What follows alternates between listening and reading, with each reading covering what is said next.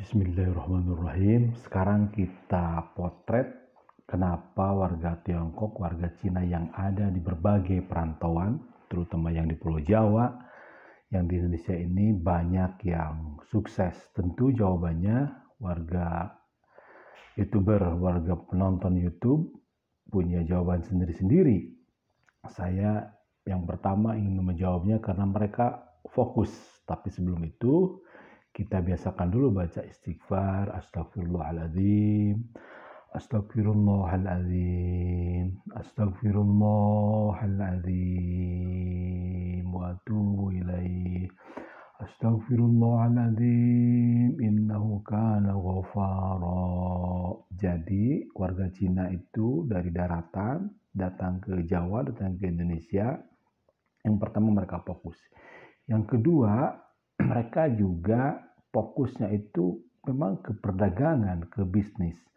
Saat itu memang ada larangan, mereka tidak bisa jadi PNS, mereka tidak bisa jadi tentara, padahal warga pribumi inginnya jadi PNS, inginnya jadi polisi, jadi tentara, karena itu menjadi jaminan kan begitu.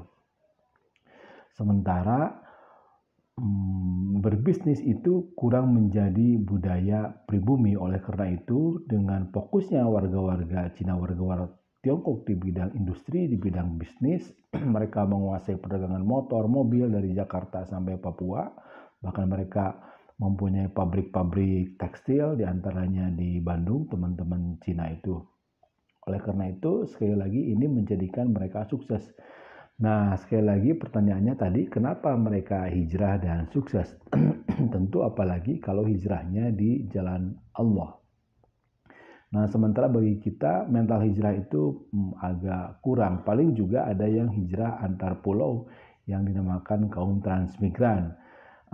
Saya lihat di beberapa tempat warga-warga transmigran juga yang dimotori oleh Pak Harto itu juga sukses.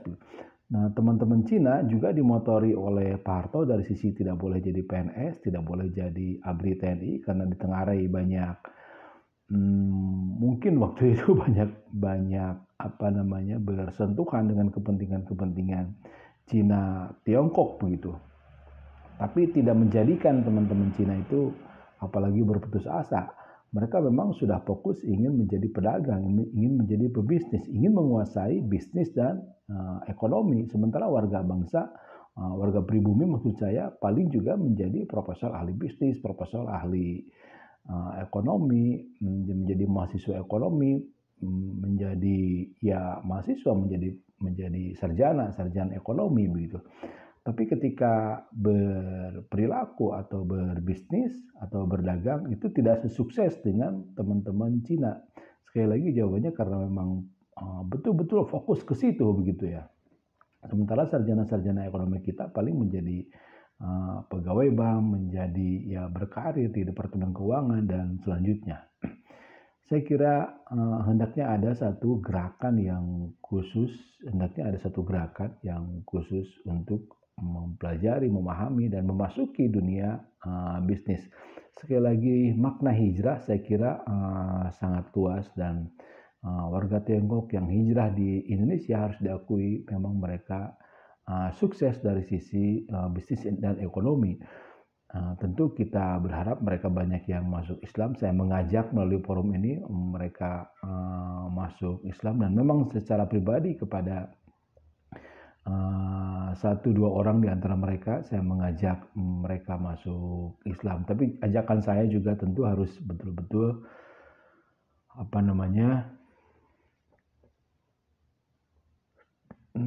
dakwahnya tentu harus betul-betul baik. Wallahu a'lam bishawab. Wassalamualaikum warahmatullahi wabarakatuh.